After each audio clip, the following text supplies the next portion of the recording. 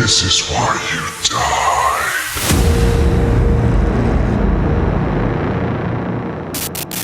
Hello all and welcome back to This Is Why You Died, the horror movie show that has just been released from the asylum only to resume our maniacal spree of death and dismemberment, starting at Costco, where we absolutely tore apart one of those delicious rotisserie chickens and a cashier or two. I am Sir Ian Dangerous, aka your Uncle Frank, and joining me as always are the two men who can't decide between thighs and breasts, Dan Marcha Madness and Ryan Ross live. Hello boys and welcome back to the show. And I'm hungry. This seems like a slightly problematic intro if we extend the gag too far. Chicken. We're talking about chicken. Of course. We're talking about delicious, I'm a breast crispy fan myself. skin. Purely chicken. Of course. Yes, of course. Give me some of them thighs. Yes, look at that. I knew it. I knew you guys wouldn't be able to agree. Thigh guy. Easy peasy. That. We are the show that discusses horror films that we choose based on prompts that we draw at random from the 666 words and phrases in our buckets of the beast. And today on the spot is Mr. Dan Marcha Madness over there. You were sitting on an interesting one, and you, I believe, you said last time that you took an angle where you made the word mean two things at once. At once. That's, oh man. And you've got us a great movie for today. I can't wait to talk about that. It. I'm curious what Ryan thought about it as well. I'm very curious too. This movie was very influential, so I'm wondering if he saw a lot of like modern media in it or if he didn't like it. Ryan is for those of you who are just joining us for the first time ever on the show, Ryan is our initiate, our acolyte. He's never watched a horror movie in his life before joining us on this show. And so this is all brand new to him. Dan and I are old horror heads, and Ryan is getting but not very many. So what are you up to now, Ryan? 70? 60 something? I mean, however many we've watched on this show, we're in plus the ballpark like 10. of like 76 episodes-ish. Woo! Yes, and we've dragged that boy through the mud. We've given him some really nasty ones too. So he's I would say almost he's so seasoned. He has started to watch horror movies and complain when there's not enough gore. This is where we're at. This is accurate. Very true. Like the kid gets his arm ripped off and it. Just when for pardon the language, when they pussy out, I get mad. Your cat really stared at you during that moment. I was about to say, he's petting his cat right now. When they bail and they should have committed, I there get upset. You go. Yeah. They didn't show Georgie's tendons as Pennywise was ripping off of his arm. They chickened out. It was a jump cut. He bites it and then all of a sudden the arm's gone. I want to see the arm come off. More child violence for Ryan. They chickened out and we're right back to chickens all over again. All right, boys. Well, we got to get into the show here, but there's definitely some business we got to get out of the way before we talk about the movie of the day, which means let's start off with some horror news. What is happening? All right, I'm genuinely sick of having to do this every time, but once again, we have an RIP to start this show. No, we have again? Someone else, man. They got to stop dying. And I'll stop starting off the news with a rest in peace. But rest in peace, Chuck Russell. Director just passed away this last little bit here. He was the director of Nightmare on Elm Street 3, Dream Warriors, considered by many to be the best Nightmare on Elm Street. Look at that. Dan's even wearing the shirt. Considered by many to be the best Nightmare on Elm Street besides the original. He wrote that with Frank Darabont. He also did the 1988 Blob with Frank Darabont, and that's by the way, underrated that movie. That Blob is a fantastic. I did not know that was Frank Darabont behind that one. Yeah, Darabont was behind a ton of stuff before he broke out. Man. And then Chuck Russell, not a horror movie, but an awesome movie nonetheless. The Jim Carrey The Mask, one of Jim Carrey's best early films. That one's I've seen. That's one I have seen. That's not English, but whatever. Did you ever see The Scorpion King? He did that one too. I did not. But he ended up, his final film was a remake of the 1986 Witchboard, and that's on my list to watch. It just jumped to the top of the list now that Chuck passed away. So rest in peace, Chuck. Another horror legend gone too soon. But now's the time to go back and watch some of his movies because good stuff. The Very, Mask very good is stuff. really is just a wild movie, and I've heard that they're trying to bring that back and really go full blown horror with it, like go Well, body horror with it. The comic book is horror. Yeah, the origin, the actual Mask backstory is supposed to be really true horror. It's and very they just dark. kind of omitted it from the movie. Well, when you've got Jim Carrey in his prime, Yeah. you let Jim Carrey do his thing. Correct. So Well, I especially don't when he's such a blame him. perfect fit for what that whole thing was. Yeah. Oh, yeah. And then you have it's Cameron Diaz's first movie, and the like her introduction to film was that tracking shot up her body. She's walking in out of the rain. Yeah. My God. Yeah. That is one of the greatest intros of an actress to film ever. But yeah, so rest in peace, Chuck Russell gave us some great horror moments in both Nightmare on Elm Street and The Blob. But speaking of really cool horror moments, have you boys seen the trailer that is the talk of the town right now? Other Mommy. Yes, I haven't watched it, but I have heard about it. I bet you heard about it because everyone's talking about it because everyone's going to see The Odyssey right now. It's the number one movie around the world, The Odyssey, and Universal stuck a trailer for a horror movie in front of it, which everyone's going to see Odyssey and not expecting horror, even though there's apparently a couple of horror scenes in The Odyssey, right, Dan? Right. Yeah, there's a couple definite horror influenced elements to that. Yeah.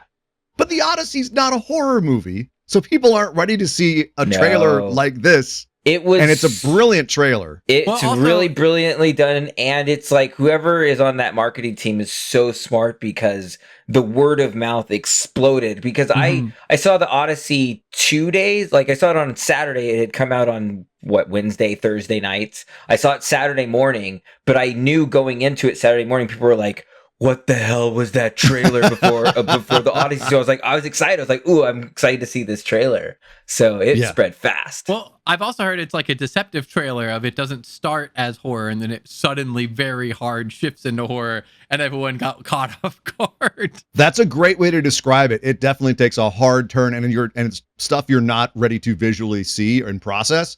Does a great job with like the Uncanny Valley thing that's really popular after Obsession and Oh yeah, I didn't realize that it was based off of a book that I listened to. I listened to the audiobook last year called Incidents Around the House, and I think it was called Incidents Around the House, and they changed it to Other Mommy. Smart, because that's much easier to say. Much better. That I wish I had read it so my brain could get into it, but the audiobook on a commute terrified me, and I'm sitting in a car like surrounded by people. Like 5 o'clock in the afternoon, and I was terrified by this. So I was like, when this audiobook was on, I was like, they have to make this a movie, and so I'm glad they did because it's gonna. And the audiobook is dark as hell. If they go as dark as the book is with the movie, it's gonna be good. Yeah. The book is by Josh Mallerman. Actually, he also wrote Bird Box, so he does have a bit of a movie horror pedigree. The movie stars Jessica Chastain and Jay Duplass, and is directed by Rob Savage, who directed Host and Dash Cam and The Boogeyman. We did Host on this show a little while back, which was incredible what he did with that, with very little access to anything. He pulled off a great movie with that. So I'm curious to see what they do with Other Mommy. The movie is due out on October 9th of this year. Oof. So if you haven't seen the trailer, go check it out. It's definitely a hoot and it's freaking people out, which is a ton of fun. Yeah. But it was so smart that they released it. Like they released it to the public online like the weekend after, so they let people have to go see it in theaters and buzz before you could even find it online. That was really smart too. Really good stuff. And it's worked out great for them so far. But also, something's about to work out great for all of us because it is time to give our very own Dan Marcha Minute a full minute to air his grievances, to talk about something he's exactly he's excited about. Our Dan Marcha Minute. Our Dan Marcha Minute. Is that what I said? Yes. Oh, it's been a long day. Our Dan Marcha Minute. Our Dan Marcha Minute is going to have a madness. It's my new name. The Marcha Madness. What's going on? It's chaos. Ryan's got the clock over there. He's got the timer on our Dan Marcha Minute, and he's gonna make sure that Dan keeps to his time. So Dan, are you prepped over there? Are you ready to rant for a minute? I'm ready to rant. I'm ready to go. All right. All right. Then on your marks, get set. Dan Marcha Minute, go, go, go, go. This also has to do with a trailer, a very popular trailer that some people I'm looking over there at you, taking a sip. Don't like. I What'd I do? absolutely am thrilled and love the new trailer for Resident Evil. I think Zach Kreger is going to hit it out of the park. There is one element where I screamed out 40 seconds. loud. If you've seen it, when he opened the door and you saw the typewriter, oh my God, that little boy in me that grew up on Resident Evil got so excited, so thrilled. I see your face over there, Ian, but I think that he is not going to, I think he's going to work in some of the lore, but I think he's going to capture the exact feeling of what it feels like to try and survive and play the video game. I think he's going to capture and build on all those moments that made you feel so scared and made you feel the dread that is the power of playing a Resident Evil game. I think he's finally going to capture it in a movie, and I can't wait. Zach Kreger, I think he's going to do it. Resident Evil is going to be good. All right. Oh, Dan. Oh, Dan. Well, that was a Marcha Minute. Dan, you made it the full way through. Yeah, that trailer, I don't know. I hope you're right, dude. I really hope you're right that Zach does a good job with this movie. Nothing I have seen so far makes me feel that he's going to. Nothing. They have not showed me anything. Oh, look. Hey, remember the shotgun shells? Look, there's a shotgun shells in the chest. Oh, look. Remember the shotgun shells? I remember shotgun what do you want? What do you want? What would make a perfect Resident Evil movie to you, Ian? That's what I want to know. To me? Yes. Like, well, first and foremost, I'm still not sure why we're doing a Resident Evil movie in the world of Resident Evil where we're not directly involved with anything to do with Umbrella so far that I've seen, right? There is no Resident Evil without Umbrella, pretty much, until you get to like the later ones and they step outside and they go to like the origins of where Umbrella got the viruses from. I mean, you want me to deep dive into some Resident Evil lore? We can go there, my friend. But like, a Resident Evil movie in the world of Resident Evil is a really bizarre choice, and it could work, but I've seen nothing in this movie that tells me, oh yeah, something like a guy having a bad night on the night of the Raccoon City incident. I'm not going like, yay, that's exactly the Resident Evil movie I want to see. So, I'm the jury's still out for me, Dan. Okay, I'm sorry. I'm excited for it. I'm ready for Ryan, it. Ryan, have you played any of the Resident Evil games? I am actively currently playing through Resident Evil Bioshock. Not Bioshock, Resident Evil. What? What's Biohazard? Biohazard. Sorry. I played Biohazard. No, Biohazard. Yeah, 7. 7. Okay. Gotcha. It is Biohazard, right? Yeah. I the first person. Yeah. Well, are they not? Most of the recent ones are first person, right? Or are they third person? Yes, the recent ones are first person. Okay. Yeah. Well, there was 2. There's 7 and 8 were first person. Oh, so I've been playing when 7. When he plays Ethan. Yeah. So Ethan is the one that I'm in the cabin. There's the family. There's the whole thing. I actually just recently, like last week, I was playing it on stream and I got jump scared so hard I accidentally whacked my keyboard and switched scenes.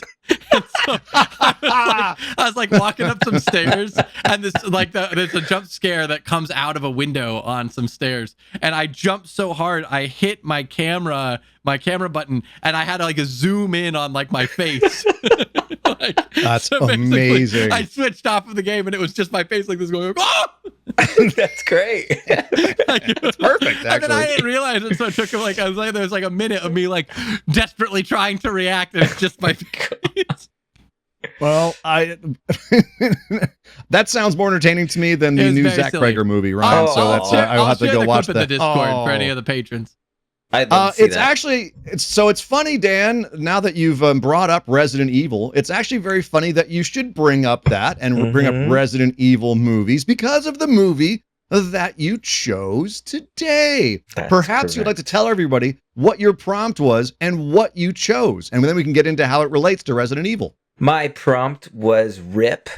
And so it just worked out that the day that I chose that was also the day that we got the sad news that Sam Neill had passed away. So I used the idea of rest in peace for Sam Neill and related to one of the great horror space thrillers out there, Event Horizon, where there is a rip in space and time. Yeah. I guess. Yeah. We don't know. We got to Sure, figure that out. Yeah. We'll go with that. We'll Well, go yeah. with that. It's a black hole. It's the most dangerous object in the universe, according to the script. Right. But it's it's a rip in space. And I would time. argue that that's probably debatably true regardless. I'd say so. It's probably it's just a very I don't even know on the if that's nose. according Yeah. to the script. I think that's just the way it is. Maybe it was just the way that Jolie Richardson delivered it that just seemed kind of like flat. I don't know. Yeah. But it was something. But yeah, Rip in Space and Time Event Horizon, directed by Paul W.S. Anderson, the director of all of the Resident Evil films up until this point. Mhm. So very ironic that we should lead in to this movie from Resident Evil. But it's if you haven't seen Event Horizon yet, where have you been? It is very well known at this point, even though it flopped when it came out. Mhm. Massive failure at the box office. It has since garnered a cult following, considered very influential. In the, what is it now? Almost 30 years since it came out. Almost exactly 30 years. It came out in August 97. So yeah, exactly 29 years ago. Good Lord. That hurts. That hurts me deep. I saw it in the theaters. But yeah, it's a space 3. crew. Ryan. It's about a space crew that is sent to figure out why a ship that vanished 7 years prior has reappeared in the orbit of Neptune. And Sam Neill's on board. Jason Isaacs is on board. Yeah. Kathleen Quinlan, Jolie Richardson,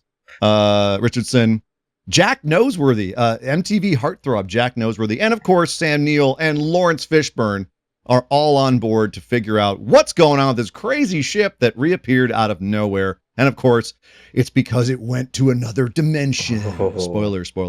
But speaking of spoilers, let's talk about Event Horizon. Let's throw out the Yeah. spoiler warning and get into it. Spoiler alert. All spoilers, including character deaths and plot twists, are now authorized. You have been warned. She goes. Bam! Oh, bam, bam, bam. All right, spoiler warning. Let's talk about Event Horizon. I've been excited for this one for a while, Dan. I'm so glad you picked this. Well, why did you pick this, Dan? Tell us, like, what about this movie captivated you and made you, like, want to jump into this? Besides Sam Neill, besides Rip, like, what's your history with this movie? When I saw this movie in theaters, I hated it. Like, I What? walked out of the theater and I was like, what the hell was that movie?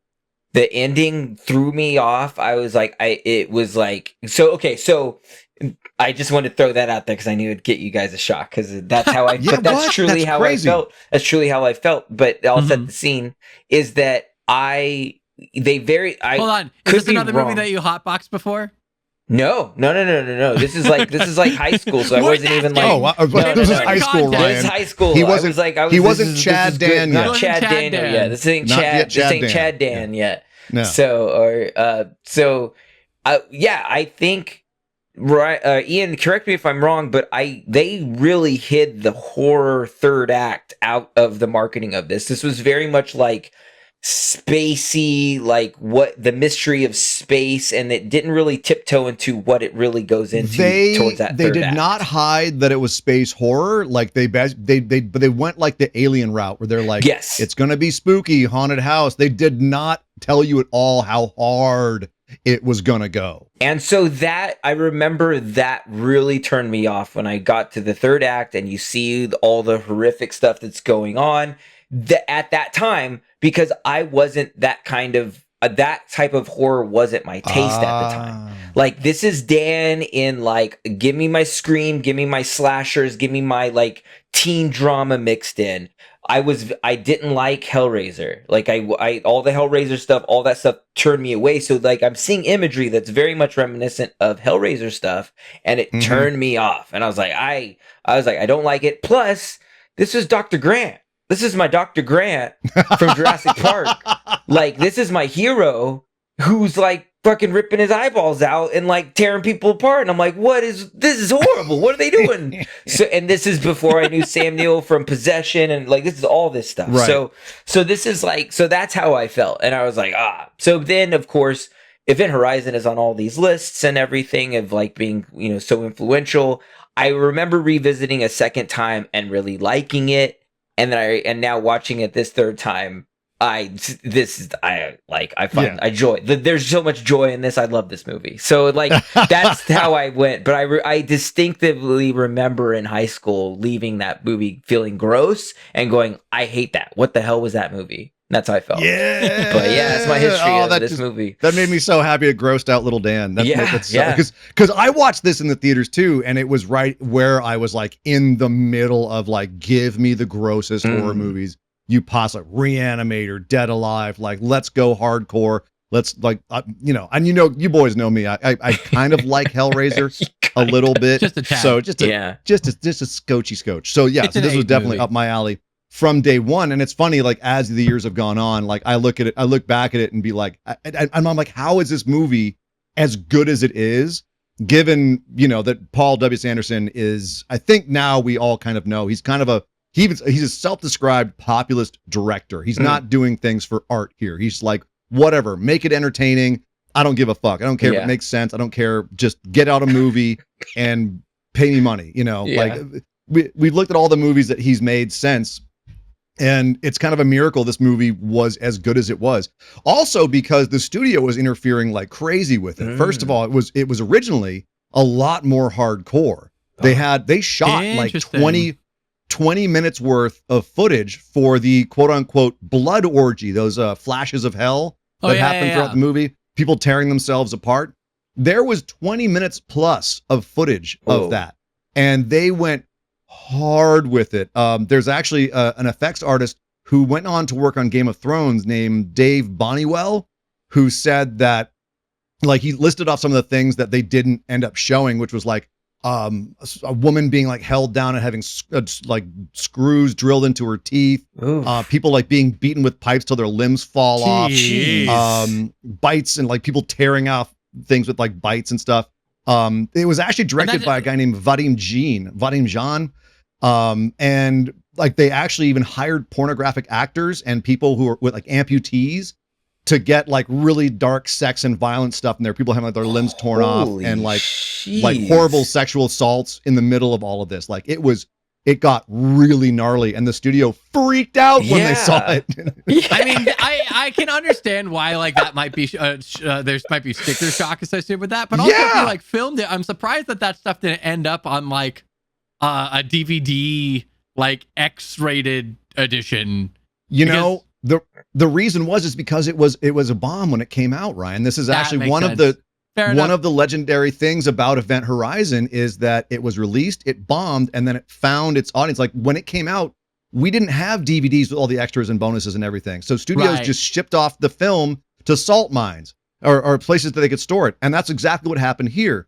They shipped off all the footage to salt mines and wherever in like Yugoslavia. And so this film is just sitting out in the open, degrading. And by the time everyone got an appetite for this movie and they were like, yo, what else did you film for this? There's a cut with like 30 more minutes of character development. And there's a 20-minute scene of just like all this crazy horror stuff. Wow. Let's see it. And then apparently they went and looked for it. And Paul W. Sanderson himself said it's destroyed. There's nothing salvageable here. So you will never see the director's cut of Event Horizon. Wow. Which sucks because there was a lot of more character development. Apparently they had all kinds of scenes where like backstories were fleshed out more. Character development was fleshed out more. There was a lot more to this movie than what we finally saw here, which is sad because as I've watched this movie more and more, I've been yearning for it more. Like this movie needs more of that. It needs to slow down. It needs to show more backstory. But that's just, Dan, that's yours and my take. We've seen this movie a few times. Ryan Ross live, you're sitting over there. It was your first time ever watching Event Horizon. First of all, had you ever heard of this before? In what context? And what did you think of it? And then what did you see in this movie that you're like, oh, that's where this came from? I have heard about this movie in passing, not really enough to like know a lot of specifics, more just kind of the random like references of like people reference like its existence more than anything else. And obviously from the name, I kind of had gathered that it was either space themed or action somewhere in the ballpark. Or both. And so that's really all I knew. And so I went in pretty blind. I didn't know almost anything. And honestly, I haven't had a lot of experience with Sam Neill because I still Right. haven't finished Jurassic Park. Oh no. But like, and so I know Lawrence Fishburne from Matrix. I know Jason Isaacs from, ironically, Harry Potter. Yep. Is my first introduction now, Jason Isaacs. Although he's been in other stuff as well that I have seen now as an adult. But so like those were really the only real aspects I recognized. The interesting thing to me is watching this movie. I saw a lot of stuff. I was actually curious to see. I was curious to hear your history on this, Ian, because I don't know if this is the first time this type of storyline has been done in prominent media, but I've seen a lot of this similar concept played out in media since. Which is what concept? Just kind of the like, there is a entity, a space, there is some unknown space entity that is bleeding into the minds of people and causing them to have visions and lose themselves within its influence. And those things often then lead to either the people going insane or dying or killing themselves or whatever. That's a trope that I have seen multiple times. One of my favorite game series of all time, Mass Effect, very much plays off of this with the Reapers of kind of, they have a term that's called indoctrination in the series, where the Reapers indoctrinate people to essentially serve them by like tainting their thoughts and essentially mentally enslaving them without them realizing, which is very much in line with the entire central plot of this movie. And so that was very interesting to see of like, oh, here's this very early version of that. And I don't know if this is the first one, but it seems like it's if not then one of. But I thought the cinematography was awesome. I thought the acting was pretty good. I didn't think it was great. I didn't think it was bad. I thought it was pretty good throughout. I think that it probably would have benefited, to your point, from more backstory. Because like, so they have strong character moments, but you don't have a lot to attach to with the majority of the characters. You only really have like a little bit of info on each and every one. Yeah. They cut this movie down to the bare bones. They really did. Correct. Yeah. And like, really, the only person you have any sort of backstory on is the mom, and it's purely for the emotional backstory of like, oh, you got to feel bad because she's a mom. Oh yeah. Oh, they cut it down to like everyone's basic story. Like we never find out why is Jason Isaacs so traumatized. Like you kind of, his story is kind of cool because you don't really know why he's kind of a like quiet psycho guy. Yeah. But then he's got like the scar, like the chest scar, like he's been cracked open before, you know, and like just the way that he acts, the way that he acts in this movie, by the way, if you've only known him from Harry Potter, is so opposite of Lucius Malfoy. He's so talented. Dude, he's man. Have you ever seen him in Peter Pan? Holy shit. His Captain Hook is the best Captain Hook, full stop. But in this movie, he's great because you're given all these little details about him, very like minute details, and you have to figure it out.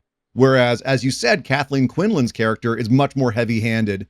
And Sam Neill and Lawrence Fishburne, it's much more like, you have to know that I sacrificed a crew member in order for this movie to make sense later on. Like, why do I sacrifice myself? You have to know that, right? So that like, it is kind of sad. I didn't mind that too much. I felt like, to your point, they didn't have a lot to support it. But like, I do think that it worked for most of them that we at least got the glimpses of. Actually, I think that ironically, Jason Isaacs' character is the one that I felt like fit the best, because the fact that he is kind of the mysterious trauma nurse, you're like, oh, well, a trauma nurse has seen shit.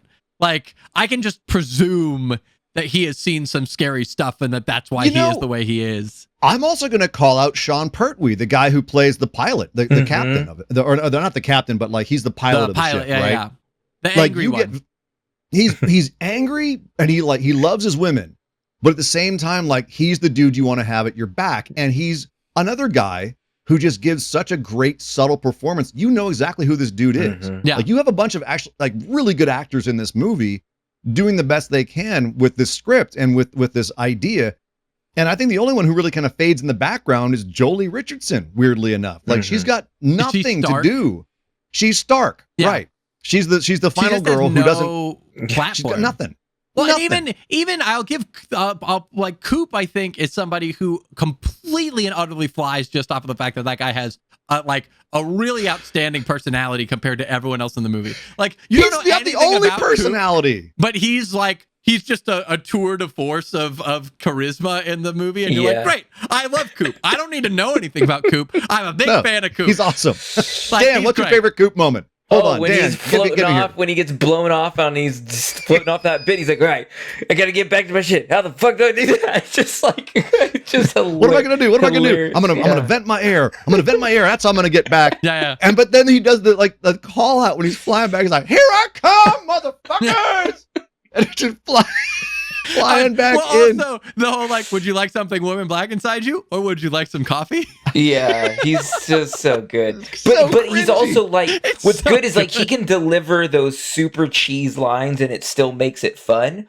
Yeah. But the scene where he's like he really wants to fight Sam Neill, but he's holding back and holding respect. Like you feel it from him too. Like I thought that was even a very good like other side of his performance. Like he really just wants to like slug Sam Neill and like knock him out for like the way he's talking back to him, but like he respects Lawrence Fishburne enough to then respect Sam Neill. And, like you can see that dynamic like is struggle very there. well played. Yeah. In general, Richard like T. Jones. That's the name of the actor, by the way. Richard T. Jones. And it's weird. He's mostly known for TV after this. But yeah, Dan, that scene where like he wants to slug Lawrence Fishburne, he wants to hit Sam Neill, and he's like, I gotta obey Lawrence Fishburne. You can see it. His facial expressions are incredible. Well, I think like as far as Lawrence Fishburne in this movie is pretty one note. Like not that he does a bad job. Not that he does a bad job, but I think that just like his character is kind of a more limited range than a lot of the other characters. I do think that all of the actors do a great job representing how much this crew respects and is loyal to Miller as a captain. Like that is one thing that is very evident throughout the entire thing. They're all like tightly wound as a unit. They rely on each other. They've been through stuff together, and they operate at a high level, and they all know that what Miller says goes, and that is completely evident, like through actions, through words, through everything. And I think that, like, speaking to that, Lawrence Fishburne carries himself with an air of authority, and it works partly because everyone else gives him that. Everyone else absolutely is like, when he says something, everyone jumps, and he says it with such authority, everyone jumps. And so it gives him this really great aura in this movie. But also, like you said, everyone interacts really well. And I think the kind of the bigger picture, what we're saying here is, even though it's cut down and we don't really have the characters that we would have had in the director's cut, there's still enough there, and the actors are so good that it holds it together and makes us care about them. Yeah. But to go beyond that, in shouting out to the script here by Philip Eisner, and Paul Anderson did tweak it as well, the thing that I love about this movie is, for most of the runtime, with one glaring exception, which apparently was explained in the director's cut, for most of the time, we're going to have a hard time because at the end of the show, because everyone's pretty logical in this movie, except Sam Neill, who's getting the whammy by halfway through. But everyone's pretty much like, when they're in a situation where like, okay, I'm in a horror movie, everyone pretty much acts logically. Hey, this ship is haunted, and it's come back from hell, and we're all going to die. And Lawrence Fishburne goes, cool, we're getting the fuck off this ship right now. Samuel's like, we can't leave. He goes, we're getting the fuck off this ship. You shut the fuck up. We're getting out of here. Yeah. Like, you can walk home. Yeah. You can walk home, motherfucker. I was like, oh man. I love that about it. They do make decisions. Every decision they're making is like the best decision in the moment to try to allow them to escape. It's just that the ship one-ups them every way. Every time. I'm curious, what is the glaring exception here? Because I have one in mind, but I want to see if this is the same one that you have in mind. Interesting. My glaring exception is Justin poking the black hole. Oh, why does Justin walk up to the black hole and go, what's this thing? Here's a giant evil-looking sphere that has no power to it, and suddenly it spins open, and there's this giant black, like, oily goop in it. Let me go up and touch the tar pit and see what happens. What the fuck are you doing? But apparently, in the director's cut, it is explained. What is yours, Ron? What's your big exception? I'll say mine then for the "This Is Why You Died" because mine is specifically tied to that. But I will say, in defense of Justin, Oh no, you do it. You touch the black stuff. I don't know if I would touch the black stuff, but what I will say is I don't think there's any world in which I would think that was a black hole on first viewing without knowledge. Totally. Right? Because like if it's just a pool of goo and you're like this thing opened and there's a pool of goo, my first conclusion is not that's a black hole. My conclusion is that's suspicious and concerning and I'm here to rescue people. And why is that opening up? Is there someone inside? But we already know that there's something really weird about this ship. If I see any weird shit happening, I'm not saying you don't call for help. This is the same argument we had with the second Hellraiser movie of like the whole like the door opens, the first thing you do is go, hey guys, a wall opened up. Like I'm not saying that that's not a mistake, but hey, he did call for them. They didn't hear in that movie. Well, if Justin in that scene had been like, Captain, Justin's cut off. His camera and his comms are cut off. Oh, that's right. They get cut off, but he didn't try. He did not try. I will give you that. He did not even try. Could you say that the ship was already mesmerizing him into? That's what I want to say that. Yeah. But then show his face being like right. Give him the whammy. They kind of have the whole like the Pixar like it's so beautiful type approach to it. Like they that have is an one shot that happens in a couple of occasions that I love when you speak to the cinematography when the kind of the lights, the eye shots when it lights up in their eye. Yes, gosh. It happens to Lawrence Fishburne, and I think it happens to somebody else, but it happens to Sam Neill. Okay, yeah, when the lights of the thing light up with around their circle and the way that they shot that is just so like which speaking of which, can we talk about the production design in this movie and how just absolutely like some of it on the surface could come across as cheesy, like the rotating hallway that you see now at every, horror night event, right. Halloween horror nights and stuff. The rotating tunnel with it's the magnets to keep the magnets working. Whatever, looks fucking cool. And at the end, the giant like Hellraiser box room where it's the magnets rotating around the weird central core and all of that, the really cool metal work and the spikes and everything. Like it just and the way it's flipping around the lights. Spiking the camera, it looks so freaking I love cool. the the mainframe or whatever that Sam Neill crawls through, and it's like the green halls of just everything. Like that was so cool because you've been seeing so much like metal, dark gray that all of a sudden you're like, whew, this greenness. You're like, whoa, this is cool. It's like a new fresh scene. It just felt different. It was nice to see that moment. Yeah, and all the parts of the ship. Like they went kind of like gothic with the ship in a weird way. Where they go to the bridge the first time and it like lights up behind them a little bit and you see that there's just like some sort of weird fleshy stuff on the walls. But like even the way that the shadows are cast in this whole ship, like one of the things you can criticize about this movie is that it's a ripoff of Alien. And let's be clear, it's a ripoff of Alien and Aliens. They even have at one point someone says we're 5x5, right? That famous line from Aliens. Like they're ripping off Alien like crazy here, but they're doing it in a really cool, innovative new way, and like doing their own thing with it. Yeah, like the interior of the ship looks cool. I enjoyed this more than Alien. I knew that you were going to say that. I do. We knew. I think it's a better movie. Although I will say, I will throw out there the twisting tunnel that we're talking about, the rotating magnet thing. Yeah. He literally goes like, it feels like a meat grinder to me. I wanted that moment and we didn't get it. Where someone actually got ground someone falls up. into it. Yeah. Because Justin, when he first goes into it, goes like, I don't know, like what's this thing or whatever, and they explain. He goes like, seems like a meat grinder to me, and I'm like, that's foreshadowing. Never pays off.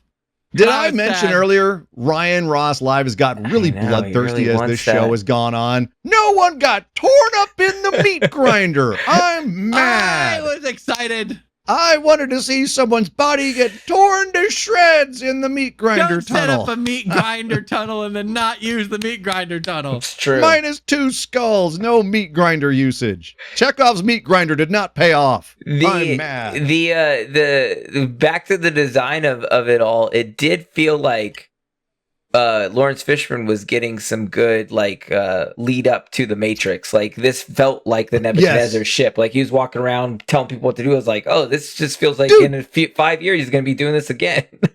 When he sits in the captain's chair and just the way he's sitting there, like it's so similar. That captain's really chair is. made me laugh so much though, because his legs are so tight together and it wobbles it when he turns, and I was just like, he doesn't look powerful in it. He's like, make it. It's like it is like this weird like hanger coming out. Yeah, of the and it just kind of like wobbles, and then he turns and wobbles. Yeah. All right, guys, get the ship going. Okay, we're gonna warp 5. Yeah, it doesn't have this level of authority I think that maybe they thought it would, but they fixed that for the Matrix. They definitely made him look a lot more authoritative in the Matrix. But so real quick, guys, I do want to throw something out here. And this is something that I've made jokes about this earlier on this show, the series, right? I've used it in the intro. It's something that's become kind of a meme, and that is that this movie is a unofficial prequel to something which I think no one really knows about in the mainstream yet, but it's coming soon. Henry Cavill is going to drag it into the mainstream, and that is Warhammer 40K. All right, which has been going around since the 70s, which is a distant future. It's hard to even. I mean, it's basically a board game, but it's got so much lore, hundreds of books. It's more than a board game now. It's a whole thing. It's way more. And Henry Cavill's trying to bring it to Amazon or Apple, whoever will let him do a series, which is going to be a lot of fun. But apparently, Philip Eisner, the writer for this movie, had Warhammer in mind when he wrote this. Like, he didn't make this contradict anything in Warhammer. And a lot of people say this is basically an unofficial prequel to Warhammer, in that the whole concept of the event horizon going into using a black hole and going into another dimension as a way to travel through space is straight out of Warhammer. That is how all their ships travel, in that they also have the similar Gothic architecture in their ships. The only difference is it's 40,000 years in the future, so it's we're about 38,000 years, or this movie about 38,000 years from when it would actually happen. But the idea that when you go through a black hole to warp across the universe, essentially, you go into an alternate dimension of chaos where human emotions can be used to essentially destroy our minds and our bodies, and there are entities, dark entities in that realm that wish us ill. That's all straight Warhammer. And that's exactly this is exactly what happens in Warhammer. Wow. Is they went to the warp and they came back fucked up by the chaos entity. Wow. It's the nerdiest goddamn thing ever, but it's also kind of cool. Like, if you think about this as a Warhammer movie, it's pretty sweet. Well, actually. Warhammer's dark too. Like Warhammer. Oh, it's what's the whole thing? They take Grimdark. It's take Grimdark. Babies and they turn them into little psychers. Yeah, they add cyberkinetic augments to baby to infant bodies and have them be these little cyberkinetic cherub angel things. Whoa. Yep. Oh yeah, no, it's dark. The Warhammer is they're intentionally as dark as you can possibly be, which is ironic because Event Horizon originally they were trying to go as dark as they possibly could, and they just went so dark they scared the shit out of the executives at Universal. So it's kind of a cool thing. If you guys want to check out Warhammer, check out the lore, it fits in perfectly with Event Horizon, which is that is interesting. I just want to know which chaos entity fucked them all up. I'm guessing it was Korn. I also blood for the blood god. I also specifically noticed that the pen poke scene, the paper where he folds the paper and pokes it through. Oh yeah. They directly reference that in Stranger Things, and I also think that's been referenced in a bunch of other stuff. But Interstellar does the exact same thing. Is this the first time this was done? Because that's in a bunch of space shit. Anytime they talk about faster light travel, they do that paper poke the pen through the paper thing. Because that's the actual science. Yeah. That's the actual science. And this is when they first realized it was around this time. The idea of entities taking over people's minds and making them see other things is not new. Maybe it's the first time it was done on a ship, but The Shining, it's been done a lot before. People kind of having their minds messed with by spirits, but it's the first time it was done in space. And so now you have stuff like Dead Space, Mass Effect, all these games where it's horror in space or whatever. It's the same horror we've had before, but in space. Dead Space is The Thing, but in space. But also, Right. I would assert that I think that there is a difference between like losing your mind in insanity or spirits playing with your brain or whatever, and like there's something about the unknown of space and the otherworldly, like there is a entity beyond human comprehension that I think separates it from terrestrial threats, I guess. Like having the whole like I'm losing my mind or I'm going insane or a spirit's possessing me or whatever feels a lot more grounded and like I guess normalized at this point. Whereas the space thing, because we know so little about space, because we know that there is the opportunity for other entities beyond our existence that we could never possibly meet or understand. Like there is more of a realism and a almost a tangibility to that I think specifically separates it in terms of threat. Those feel very distinct in my perception. Hold on. What's tangible about what's tangible about it being more likely that if you're in space, there's like entities that can. Well, so specifically, right? They in this movie, they go to another dimension, they come back, and something came with it. Right? There's something that was never encountered before. It's the fact that it's the same, I would say, with like we've explored so little of the ocean that the odds of us finding something that we haven't seen in the ocean is a thing. Space is the same way. There's unfathomable amounts of space that we know nothing about. We don't know the stars. We don't know the beings. We don't know whether there's life. We don't know what they're capable of. We don't know whether we'll be able to interpret what they're capable of. Like that level of unknown is very Lovecraftian in the fact that is that like we have no like it seems a lot more plausible that something like that could happen than like a spirit's gonna take over, like a spirit's gonna possess me, or like a random person going insane. Like that feels I don't know how to describe it other than like that feels like trodden ground, and it feels more realistic, quote unquote, in the sense of like it's believable, but then like it doesn't feel as threatening because it actually exists. Whereas like this thing that it is like it could exist, we have no proof it couldn't, but like we know nothing about it. That feels more threatening. What is beautiful about what you just said is, Ryan, is you basically went the long way around to describe cosmic horror. Yeah, like just the whole concept of cosmic horror, Lovecraftian horror as a concept. Yeah, we can see people go insane on Earth. Like the idea of like someone's ghost, like that's a much more kind of small, and we can wrap our minds around that. Exactly, we can't fucking wrap our minds around this shit, and that's what makes it scary. Well, and I feel like it has more impact because of that. There is a weight that comes with that you do not have in terrestrial settings. Yes. This is why I love cosmic horror. Exactly what you just said. All of that. That's why it's so cool. It's why because it's so big, you can't wrap your mind around it, and it's terrifying. It's like being a bug and realizing that you're walking on some giant creature's arm this entire time. You never knew it. Like that's your whole world gets turned upside down. Everything gets flipped. But all right. So what's funny is that they actually have described like Event Horizon at the time, as I said, it was a bomb. So no chance of a sequel, none of that. That's all changed recently because everyone's gone back and rediscovered it and is like, Event Horizon's cool as fuck. What can we do with Event Horizon? Ahead of its time, indeed.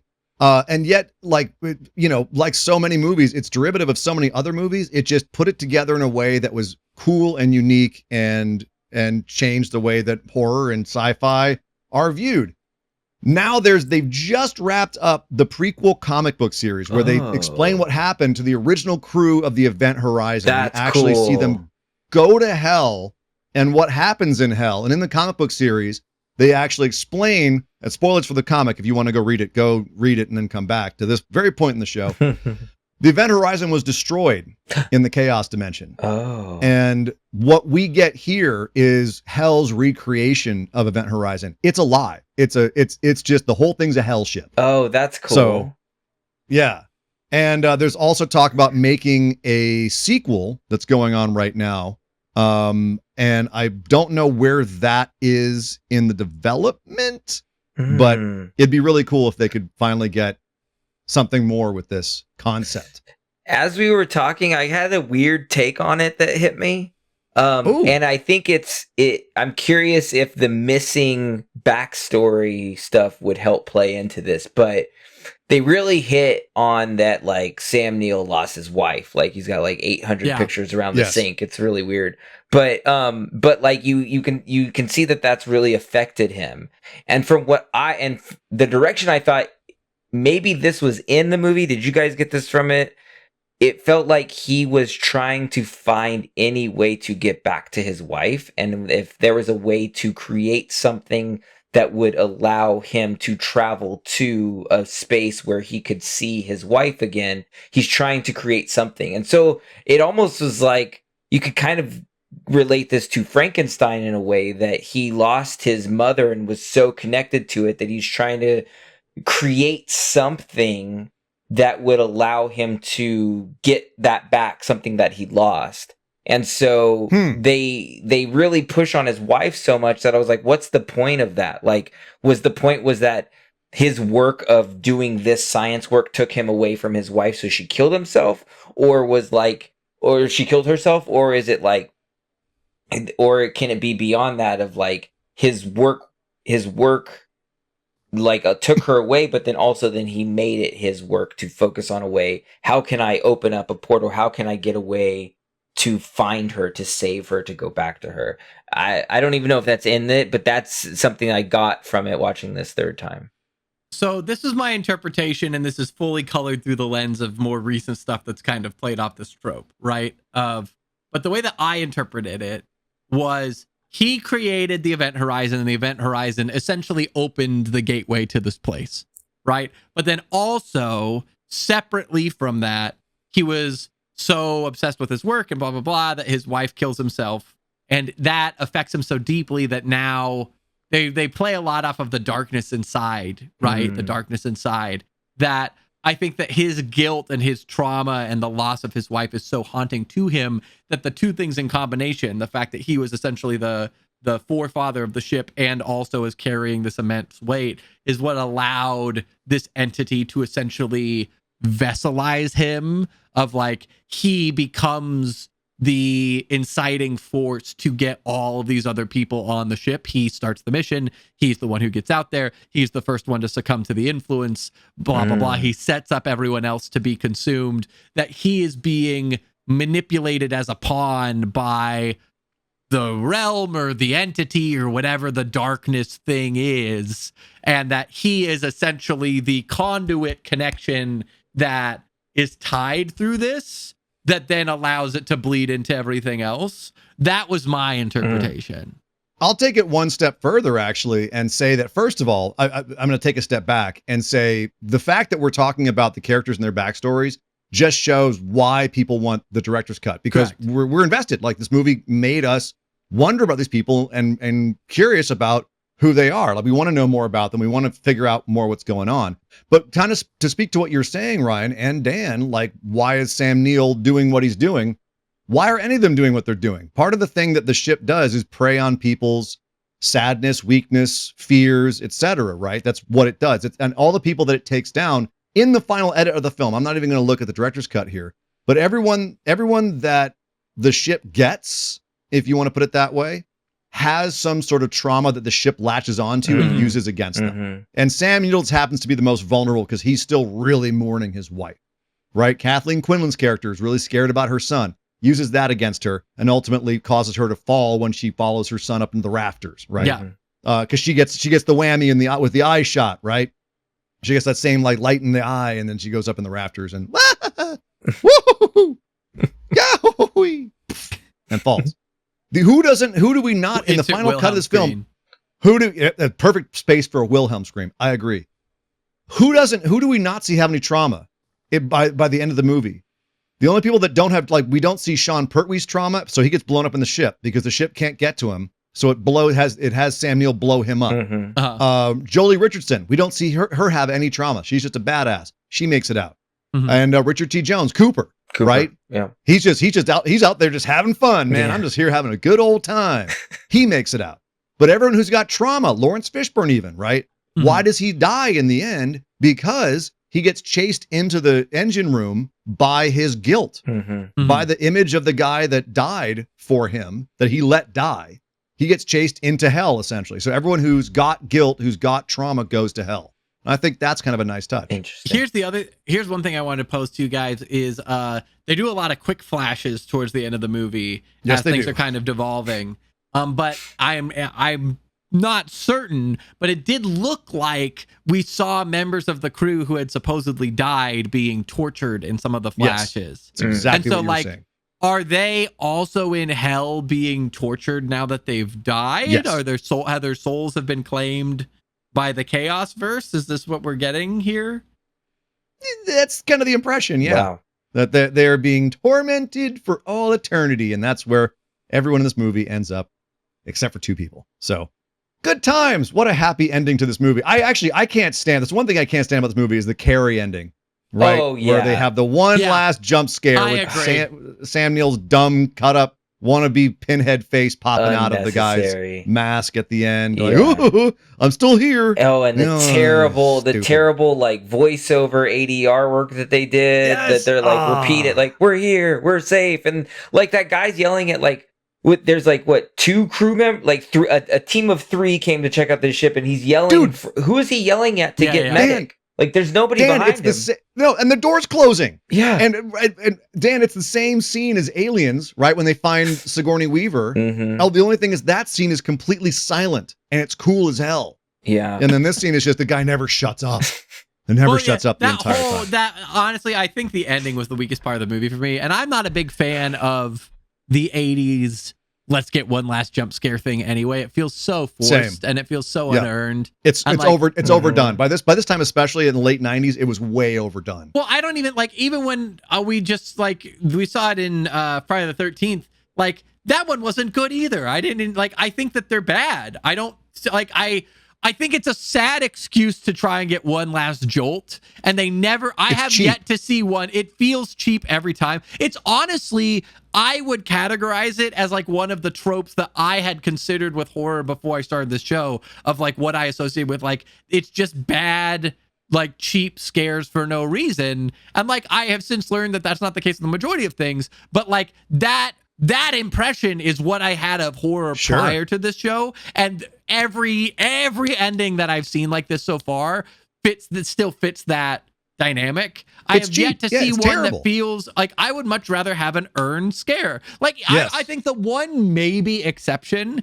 is I think that The Descent is the one That's a that, cool like, one. I That's would a cool debate. one. Yeah, It that's a has cool a one. little bit of meat to it. At least it feels Yeah. earned because it's a trauma scare and like it's believable within the scene. It's not just like we're gonna hand fist force this thing. This one was a trauma scare too, technically. It just was a Yes. dumb one. But it's dumb. It was It a doesn't very feel dumb. It was a dumb one. It But no, feels that's bad. Ryan, that's a beautiful hot take, and it's not even that hot. That's like every horror fan would agree with you on that. Like we hate these cheesy, like one last jump But scare they endings lasted at this for point. like 20 years. Like, what the hell? I know. If they're I bad know. the whole time, why didn't they stop fucking doing it? Why do they keep making the Nun movies? I don't know. They're bad. Well, they but people make money, still go I think. fucking watch them. They still make money. Yeah. And it makes me insane. And it makes me pissed off, and it makes me want to say, fuck that guy. Who do we hate in this movie? Let's give out a fuck that guy award. Who gets the fuck that guy award Ryan's in this ready movie? to Can go. we really, Ryan's ready. can we really I'm be gonna- mad at Sam Neill? I'm going to jump on the grenade here. It feels really bad to call out Sam Neill when Sam Neill just died. Oh, I get like this feel like I was thinking the whole movie, like, God damn it, my fuck Am that I gonna- guy's gonna be Sam Neill, and Sam Neill just died, and I can't do that. And I'm like, there's nobody else. but Everyone it else is a shows victim. it shows how good of an actor Sam Neill was to be able There to it create is. That's that true. character, Yes. that man that you That's true. believe in. We're awarding hate, him you know, yes, for his performance as like this guy. And it's funny because like I love the fact this movie does subvert your expectations when you go into it. When you start, you think it's Sam Neill. He's going to be the good guy. Mhm. Lawrence Fishburne's talking shit to him right away. He's kind of a dick to him. He's like, man, fuck everyone on this ship. Sam Neill's going to show them the right way to do things in this movie. Yeah, and I then felt by so halfway bad through, in you're the like, oh beginning wait. because he just wanted to be like, thanks, I'm so happy without this opportunity, Yeah, and and everyone's they're like, shut like, the "We're fuck up, not." we don't want to be here, let's keep going. It's just- Yeah. And then like by halfway through, you're like, oh yeah, no, I'm totally with the ship's crew. Mhm. Fuck this guy. yeah. Why is he dragging us He's way out lying. here? We He's saw full the of other shit. people see it.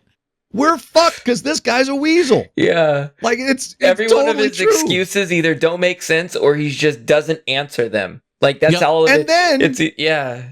And then on top of that, like, why is he so? Why? Like, we're supposed to relate to him because I lost my wife. Because you were a bad husband. You drove her to suicide. Mhm. That's how bad of a husband you were. Hold on. We got to be a little careful on that one. Like, According to the story of the movie. I can't say that he was a good husband, but we can't definitively say he was the only reason. I know. Clearly True. the wife was having Yes. problems too. Maybe some mental issues as well, but he blames himself is the point. Like he's like, Yes. I was a bad husband. Well, let's not throw So- blame around for Well, suicide. no, fuck that guy, Ryan. Come on, fuck that, fuck Dr. Weir. This is what And- they're I showing agree, you. fuck This is weird. what they To be edited fair, and though- put in the film. To be So- fair, right? To be fair, Dr. Weir did get his in the end. Clawed out his own eyes, tore his body up, got blown out of But a then ship, come and then back. reanimated. And then reanimated as some sort of like pinhead analog. Hmm. So yeah, he got his. Bear Bailey, Mike Logan, Guy Woodhouse. Fuck that guy award to Sam Neill. Rest in peace, you absolute animal. You gem. Yeah. All right, boys, it's that time. It's what the show's named after. This is why you died. And I gotta say, this movie's definitely a great example of that trope. Mhm. Why did people die in Event Horizon? I kind of already said mine. I'll just go ahead and just say it. That everyone in this movie died because a dumb teenager had to go and put his finger into a dark, Oh. sticky hole. Good one. All right. He's Why'd a you have to teenager. He describe couldn't it help like that? himself. He couldn't help himself. He's a teenager and he sees a dark, sticky hole and he's like, ooh, I'm going to touch that. Mm. I'm He couldn't help gonna himself. throw it out there. No offense to this actor, but that man looks more like a monkey than any man I've ever seen in my life. that man. I looked at that man turns around in that chair at the beginning of the movie. I'm like, that man looks like a monkey. He He was has in a like lot of ears out. stuff, right? He was popular. He was actor. I've in never the seen late him before. 90s. Yeah. In the late 90s, he was kind of like the it actor. His name is Jack Noseworthy. He was in a show on MTV called Dead at 21, and he was actually a heartthrob at the time. And he was kind of known for that. Even though I do think he looks like what would happen if the mascot for Mad Magazine wished that he was handsome. Yes. You know? Right. That's exactly Uh-huh. who he is. Yes. Or if Ron Howard didn't grow up from Opie, just It's Ron body Howard's growth. final Pokemon Yeah. form. Yeah. Okay, yeah, fair enough. But yeah, that's who he is. Like he was actually somebody at the time of this movie. He just no offense to the guy. He was fine in the movie. He just has very monkey-like features, Mhm. and it really I've never encountered that so strongly before. I was like, that man. Oh, you know who he is? He's not Ron Howard's final form. Who? He's Chris Kattan's monkey's final form. Yeah. What's Chris Kattan's Saturday Night Live character? The monkey? Yeah. He's that. I can't think of it. But Biko Mlobo. I don't know. One of those. whatever it is. We're gonna look he's Yeah, that that up. guy's lots So of me. funny. Ah. So good. Oh my God. Anyway, Bobo. yeah, poor Jack I Noseworthy. wanna say Poor Jack Bobo. Noseworthy is the reason everyone dies in this movie because he's just like, ooh, That's a good let one. me see what this does. That's a good one. Ryan Ross live. Why did people die? Here's Why the did someone thing. die? in We're Event Horizon? talking about glaring errors of judgment. Yes. Right? Yes, you said you had one up your sleeve. Correct. The mother sees Ah. her son Damn it. who has there's no possible way that the son could be on the ship. Mhm. And out of everybody's trauma, it is the most reasonable to go, I'm imagining things. My son can't be here. He's back on Earth.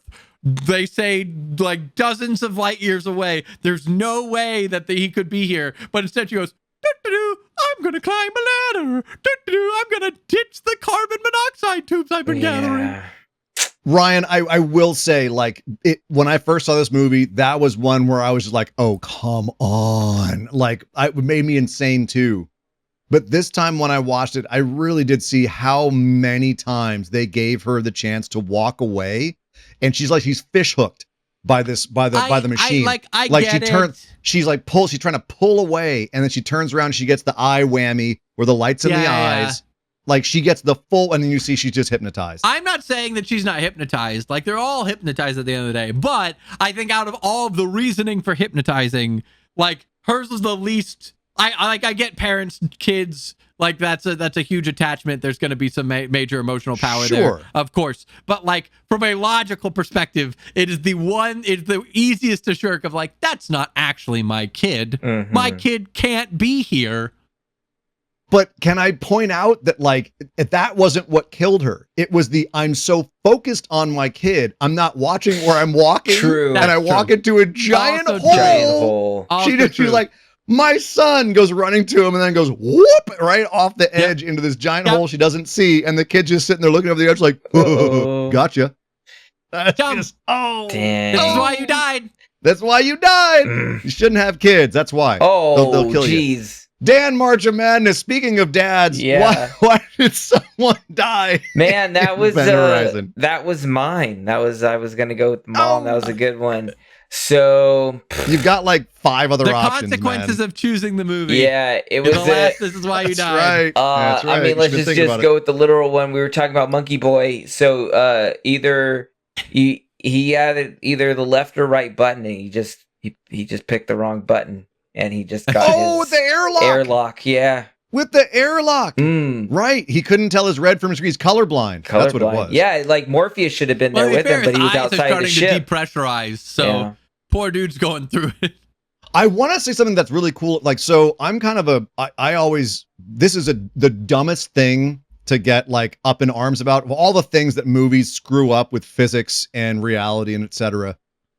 Space depression, like vacuum, like what happens in a vacuum, Mhm. right?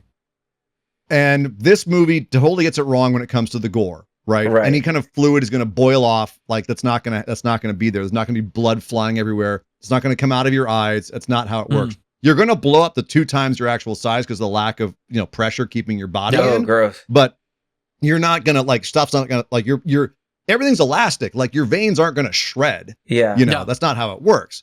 But they're completely right. Blow out all your air before your lungs explode, which he kind of does by screaming. So he's kind of doing that. And also the amount of time that he has, Counts, I guess. the amount of time that he has before he needs to be saved is accurate. Like you've got at most like 90 seconds. Crazy. At the far out most in a vacuum. So the fact they get him in that quickly is accurate, and the amount of trauma he would sustain is accurate, just not the kind of trauma that he would have sustained. But it was totally plausible that he would have survived that amount of depressurization, which I like. It's not like Guardians of the Galaxy where like, you're going to freeze and distort, and then we can bring you back in and you're going to be fine in 24 hours. Like not so much. That's not quite how it works. Well, also, he's kind of a half god in Guardians of the Galaxy anyway. We can't really count him as totally. He's a half celestial, half human I know, son of a planet. I'm taking shots at a movie where he's the son of a planet who looks like Kurt Russell. Son of a planet who put cancer in a woman's head. I'm spoilers, I guess. Spoilers, man.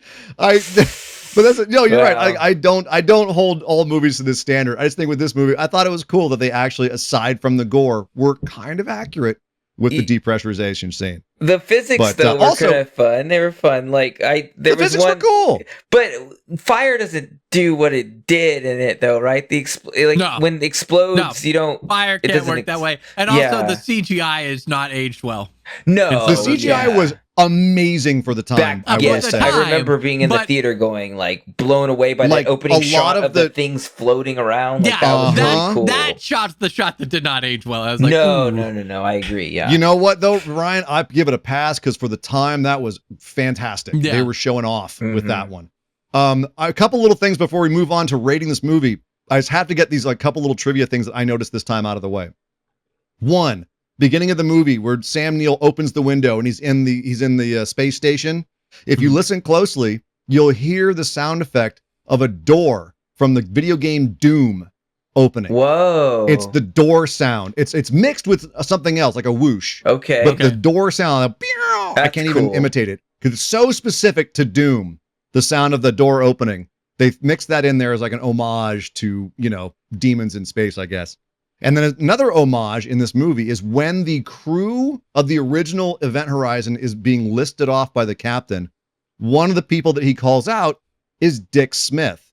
Dick Smith, of course, Yeah. is one of the most legendary makeup guys of all time. He did makeup for Exorcist, Godfather, Cool. the Sentinel, Scanners, Cronenberg Scanners. He did the amazing head explosion from Scanners. The Hunger. He won an Academy Award for Amadeus. And he also was nominated or won for Death Becomes Her. So Dick Nice. Smith gets shouted out in this movie too, which I love. But those are my little trivia bits. But let's talk skulls, boys. Let's rate Event Horizon. I've seen this movie tons of times. I like it fine. I'm not going to sit here and say it's the greatest movie ever made. It's Paul W.S. Anderson. It's kind of dumb. The script's kind of dumb. But the thing is, it's way better than it should be. Like it punches so far above its weight class. I wish it was the director's cut. It would be. I know we could rate it so much higher if it was. Right now, it's just an 8. It's just a damn solid movie. It's incredibly watchable. It's fun. The acting's good. The actors are cool. Like, you get good actors in this. The concept is super cool, and where they go with it is great. The art direction, all of that. Event Horizons, I'm not going to go all the way to say that it's a classic, but it's whatever's just below classic. That's where it is. That's where it sits. I'm going to give it 8 skulls. Ryan Ross Live, your first time going to Neptune. What did you think about Event Horizon? I actually really liked this movie. I thought that there's definitely some flaws with it. I think Sure. that, like we said, the characters don't have a ton of backstory. I don't think the CGI has aged well. There's definitely like some stuff that just like, there's more plausible things than others, whatever. But I liked it a lot. I love this concept. I think that the concept is something that has been played in more modern times and is still effective. And so it goes to show that this was It aged novel really at well. the time and has aged well because it's a valid take and it's a cool angle. And I think that it manages to manifest that angle pretty well throughout the movie. I think that it does a good job balancing the influence with the horror and giving it the stakes and the impact that it needs. I really enjoyed it. I thought really the only big standout to me that was really the one glaring thing was the ending. I think the ending really stood out like a sore thumb as bad, but everything else I enjoyed, and I can't really fault it for being a product of its time in terms of some of like the CG and stuff. I came out of it with an 8.5. I liked it a lot. All right. Nice, man. I love that. I love that you dug this movie. That makes me so happy. Yeah, because it is cool. And I agree. Like, you can kind of excuse the last 2-3 minutes of a movie. You just, as soon as everyone comes in, like, that's the end of the movie. Stop. That's what I do with Steven Spielberg's War of the Worlds. As soon as they walk into the city and like they do that voiceover with Morgan Freeman, I shut it off. That's where the movie ends. Dan Marcha Madness, it's your movie. You brought it to the table, so I'm assuming you're gonna have a high score here. But what did you think? How many skulls do you give to Event Horizon? Not highest. I'm matching you, Ian. I'm going with a solid 8. I think that there's like, I think it does suffer from not having better character development. A lot of the stuff that they left in now feels heavy-handed, as opposed to like, if they had more time to just naturally allow the characters to interact, to develop their backstory, it would have felt better, rather than like, you see Kathleen Kennedy like, I'm watching an iPad of my son, that I'm not with. And then Lawrence Fishburne comes down. I know that you really wanted to be there for the boy that you just saw on the screen, but we can't because of these reasons. It's just like, I get like it just feels so like, and the shorthand, flag and like he wakes up. It's like okay, I get him in the spring. And like the whole Sam Neill thing of me, it's like I grab one of my 80 photos of my wife here to go set it with my 100 photos by the. I'm like, what is this process that you're doing every morning, and how did you get all these photos? Where's the printer? Morning. Like, where's your printer at, man? Like, he's just like downloading all these. He photos. Switches the walls depending on the day of the week. By the way, can I say, like, apparently they feel, first of all, according to this movie, we're already in space in the year 2026. Yeah. And 2047, 21 years from now, basically less time than has elapsed since this movie came out. 21 years from now, apparently we've got faster than light drive and we can get to Neptune. And we've got black holes in ships. We got black holes in ships. We're almost there. We're almost there. We've got fucking ships. We got ships. Okay. 21 years to get that. I think we're behind schedule, boys. But apparently we are also in the future of 2047, still using CDs and physical pictures. Yes. We're using printed pictures like Polaroids See, in that gets stuck 2047. when they try to eject. My God, I love that when people try to envision the future, but there's like some stuff that just sticks in the past that like when you get a little bit of the future, you go, oh, It that didn't quite make it. It also suffered from like the perfect 90s script when technology was kind of fucked. They're like, I'll put some filters on it, it'll fix it. You know, it was always I'll like, run it put through some filters. I'll run it through some filters and try to clean up the image. That was like always okay. the answer for Audio. everything. Filters. I'll Get put it through some Photoshop and see if I can clean up this video. Okay. That's how it works. Yeah, agreed. So Dan. yeah, Sorry, so but it's go a ahead. mixture of those things, but I think overall it's I'm glad I watched this this time again because it's really kind of keeps elevating it each watch. It's a lot of fun and it really moves really well. I think that's what's great about it too. Although some of the editing lacks in the backstory, it is very fun. It is like that haunted house in space type of vibe feel from it. So it's still high up there with me, and you can see the influence that it did have. So solid 8, and you can see him prepping for Resident Evil big time in this movie. Oh, yeah. Like there's so much Resident Evil. The stuff that he learned in What this you movie mean? The stuff on the over. windows is not Resident Evil. The weird gore moss. It's also the direction he went with the story, and you because if you play the games and then you see the movie that you got, this like very tech heavy, like what did I do? Like this is really weird. But if you see this movie, you're like, okay, you can kind of see the direction. The more we see Paul Anderson movies, the more we realize he's got predilections. Yeah, you know, he's got predilections in his movies, and they're not always the best ones. Like some of his old reliables are kind of like, oh, dude, you shouldn't have picked up that bad habit. But he's a great visualist. He always has been. And I mean, say what you will about the Resident Evil series, but I'm sorry, the laser trap in 1 is an all-time scene. So good, yeah. Awesome. So, you know, yeah. But all right, so 2 8s and an 8.5 for Event Horizon. I think that's completely fair. They think it's a great way to see that movie out. Dan, you are now without a prompt. Look at that. Which means that he's going to pick either a new one. The best vampire movie or the not a vampire movie at all bucket. He's got a sinner's bucket over there, bucket of the beast. He's just trying to make us fight again. Let's preview what we've got coming up. I am going to reveal what movie we're watching next week for Thriller in just a second here. And then Ryan, what are you sitting on over there? I'm sitting on Slither. Slither or Sliver? Sliver. Ooh, that's it. No, I'm down to watch a Sharon Stone movie right now. That sounds frick, maybe not that one though. That's not a good movie. But all right, Dan, you've got your bucket of the beast over there. You're pulling a prompt out of it. What did you pull? He's grimacing. That's not a good sign. This is a good one. I just don't know what to do with it. Night Not with a K. Night with like nighttime. Night. Oh yeah, you got plenty of options. Oh yeah. So not Knigget. Not Knigget. Night. No. Okay. But English. We could go. I could lean into the M. Dot. Wow. Night. Who knows? That's you could go M. Dot night. You could. You know the kind of creatures that come out at night, right? Oh, vampires. They sure do. Vampires come out at night, Dan, and there's a man on this show who would really appreciate if he did some more vampire movies, and that's Ryan Ross Live. There's 30 days of. That's it. Yeah. We did that though. We watched so many vampire movies. I feel like he can find Sliver and a vampire. I think he can match those up some way. He can bring it back very in. True. I have an inkling of what direction I'm gonna go, and so far I don't think that there's any way that could end up a vampire movie. But who knows? You know, because when you stake a vampire, they get like a sliver, splinters. Oh yes, of course. Yeah. There's always a way to find vampires, and especially with Thriller, which is what I'm sitting on. I'm very curious to find out what you think for Night, because there's a lot. All the options there. You've got all the options.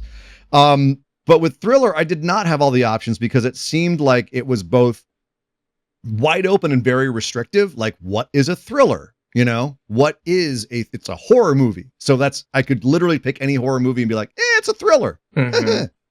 So I went a little bit kind of on the nose with it. It was the first thing I thought of 2 weeks ago when I pulled it. which was Michael Jackson's Thriller. Right. Doom, doom, doom, doom, doom. Like, that was the first thing I thought of. So then I was like, all right, so do I do Vincent Price movies? Am I going to do like a, darkness falls across the land. The midnight hour is close at hand, and grisly ghouls from every tomb are closing in to seal your doom. And I was so close to doing Vincent Price. But then I was like, no, wait, hold on a second. Who directed the Thriller video? Who directed the Thriller? Who brought in the special effects guy who made Michael Jackson into a werecat? Rick Baker. Who directed it? John Landis directed the Thriller video. What other classic horror film did John Landis direct? Oh, what have man. I been wanting to do all season? I've been have. wanting to do a werewolf movie. You have. I'm gonna get a werewolf movie, god damn it. We're gonna do American Werewolf in London next week. The full On This Is arc Why You of Died. vampires versus werewolves in one Let's season. Go. Wow. We're going full wolf. We're going one of the greatest werewolf movies of all time. One of my favorite movies of all time. Really? I'm so psyched Ooh. to bring this to the show. Oh, it's my American Werewolf in London is my cozy, like curl up on the couch on a rainy night and have something warm and watch. I love it so much. I love everything about that movie. I'm so excited to bring it to you boys. Ryan, I know you haven't watched it. Dan, don't disappoint me. Have you seen American Werewolf in London?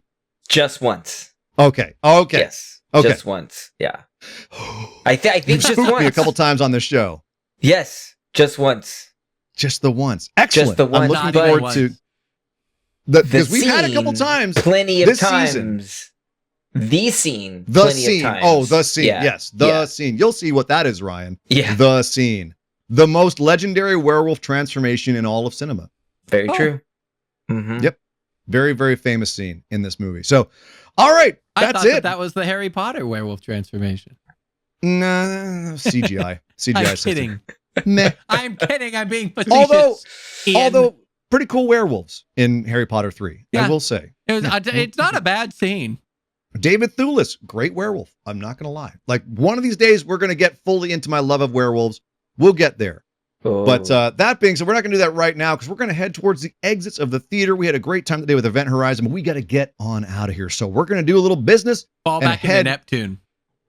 And fall back into Neptune. Exactly. Dan, tell them where they can find us. Ryan, tell them about our Patreon. Let's go. Beacons.ai/TIWYD pod is where you can find all the links to listen to us. You can find our YouTube page to see our pretty faces as we talk. And then you can also go to our stores. You can wear our merch. We got so many things on there. You can drink from glasses. You can wear some merch on your head and on your body. And You it would can be play amazing. cards. With the Put us- podcast on them. Put us my on your body. goodness. Mhm. Yes. Put us there. Yes, yes. Press it to Where- your skin. Where we're going, you'll need clothes to wear. And if you'd like discounts on that very creepy merch that we're hawking right now, you can head to our Patreon because we have various tiers available. Available. We have a We have- Patreon? We have We various sure tiers do. available on our Patreon. It's patreon.com/TIWYD pod. We have various tiers, some of which are as cheap as a coffee. Every tier has exclusive perks. You get access to our community Discord. You get access to extended episodes where we chop it up with each other. You get access to bonus content. You get access Yes. to all sorts of fun, crazy things, including our top tiers are dedicated benefactors, which you get a personalized shout out every single episode. So we'd like to shout out our two lovely benefactors, CG and Tin Man. CG, Yeah, Josh and Tin Man, CG, thank you very much. so much. Appreciate you guys so much. Thank you. Thank you very much to our dedicated benefactors and to all of our other dedicated patrons, but also to all of you dedicated listeners out there. We appreciate you spending your time with us. We love doing this. We love the fact that you enjoy it too. And please spread the word so we can grow our army of dedicated our dedicated Listeners, army of followers. listeners, followers, cultists, whatever they may be. Cultists. Our dedicated apostles. Our Yes, apostles. the Ooh, I sea like of that. dedicated. The sea of the It shall sea grow, of and it shall- Dedicated. it shall That's what crest our against fan the base is civilization called. of Oh, we're losing humanity. Ryan. Oh my. We've lost Ryan. He's gone to megalomaniac form here. I love it. Hey, everybody. Thank you so much for checking us out. He really wants to finish. Oh, God. Oh, God. Oh, God. I'm losing him. All right, everybody. Thank you so much for checking us out. We appreciate if you made it this deep in the show, man, you are committed and we appreciate it so much. Thank you so much for checking us out and listening to us. We have a ton of fun doing this show. We hope you have fun too. Hit us up. Let us know what you want to hear on the show. Tell us what you want us to do. We're open. We're about to head into season 4. So we're looking to make some changes and figure out what we're going to do for that. So hit us up here. Tell us what you want to see and hear and have us do and segments, whatever, man. Let's this is your show. We're doing it for you guys. So you let us know. Also, a reminder, feel free to like comment on the socials, let us know in the Discord, or we also have various ways of like, if you want to ask questions that you'd like us to answer on the show. We've done that in the past. Shout out to like Safune and others who have asked questions. Absolutely. Absolutely happy to answer questions on the show. We still have our moments of feminine rage. If you are a woman That's out right. there, Moments of feminine rage are out there. Strong feelings about society and the horrors that women are going through in modern day. We are happy to air your grievances live on the show as well. Please send us stuff. We would love to hear from the community, and we'd love to see more of what you guys would like to see and give you more of what you want. That's a big old ditto from me. I couldn't put it better myself. So let's just get on out of here, boys. So with that, for Ryan Ross live, for Dan Minute Marcha Miscellaneous Marilyn Monroe Madness. What? I'm Sir Ian Dangerous. We will see you next time right here on This is why you die.